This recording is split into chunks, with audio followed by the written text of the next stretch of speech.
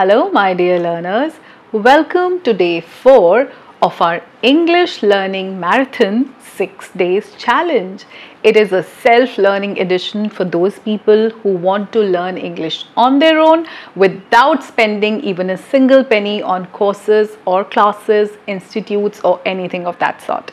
You can do it on your own. So those of you who have faith in self-learning, this is one series for you. There are already 3 sessions which are uploaded, day 1, 2 and 3. We have been practicing English rigorously by following different activities, and today's activity is something very interesting. I'm going to share with you some short stories, or you can simply call them quotations. In the end of each story, I'll be giving you one word and a few substitutes for the same word. You have to use that one word along with its substitutes and talk about it.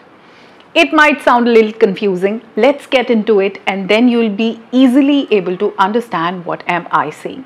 Are you ready with your notebooks and pens? As always, note down and then only you'll be able to practice speaking it on your own. Talk about all these things with yourselves. You don't need a partner. You don't need any expert who can come here and tell you. Simply something you can explain to yourself is what we are going to do today.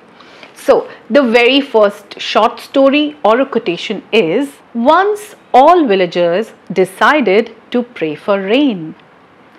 On the day of prayer, all the people gathered, but only one boy came with an umbrella. That is faith. Now, you have to talk about faith in your own words. What is faith according to you? How can you say what is faith from your experiences, from your lessons, from your learnings? What is faith according to you?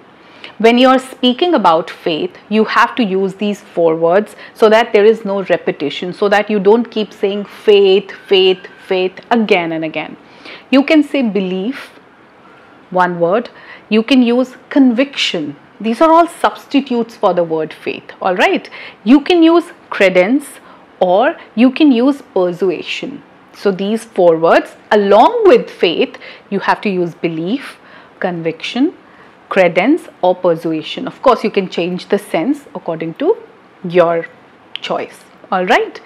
Let's listen to the second story. The second story is, every night we go to bed without any assurance of being alive the next morning. But still, we set the alarms to wake up. That is hope. Now, you have to talk about hope. If there is any confusion, you can listen to the quotation or the story again. It will be easy for you. Now, hope. What is hope for you? Simply talk about it. Whatever comes to your heart, from your own feelings, from your own gestures. What is hope? Along with hope, you have to use the words desire, aspiration, expectation and ambition, so that we don't keep repeating hope again and again. So hope, desire, aspiration, expectation and ambition. Let's listen to the third story or the third quotation. We plan big things for tomorrow in spite of zero knowledge of the future. That is confidence. Yes, it is confidence. Now you can talk endlessly about confidence. I already know that.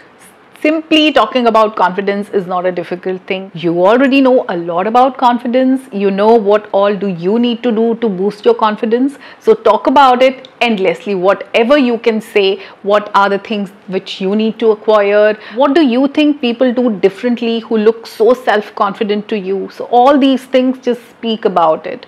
And along with confidence, the words that you are going to use are reliance, certainty, assurance and poise.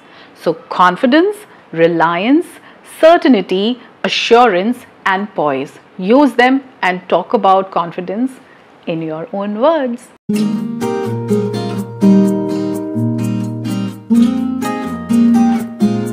Moving on to the next story or quotation. We all see the world suffering, but still we get married and have children. That is love. Yes, it is love only. And love again is something which you can talk about for hours and hours. We've all had our own fair share of love, heartbreaks, pain, and everything. We know how the world functions, so we can talk about it. All we need is to dig deep within ourselves and bring out those words, sentences, and expressions which can define love in the best possible manner. Now, along with love, to avoid repetition, the words that you are going to use are fondness, affection, attachment, and inclination. So, love, fondness, affection, attachment, and inclination. So, don't use love again and again. Use the rest of the words and form a beautiful speech about love. Alright, here is your next story or the quotation. Listen to this. On an old man's shirt was written a sentence.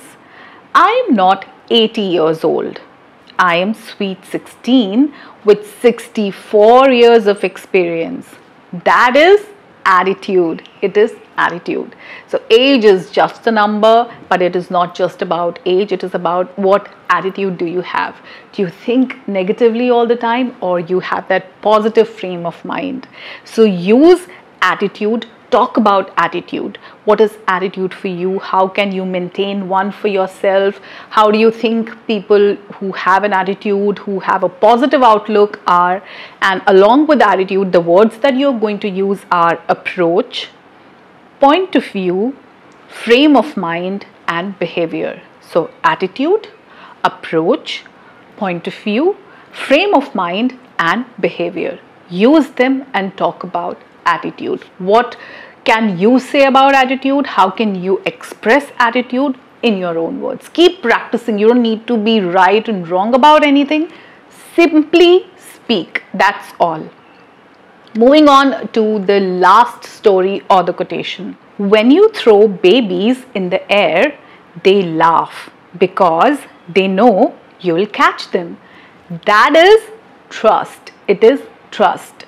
Now, what is trust according to you? You must have experienced trust issues or these things between friends or in different relationships, whether we trust people or not, how to trust people, what is trust according to you, and how do you let people have trust in you?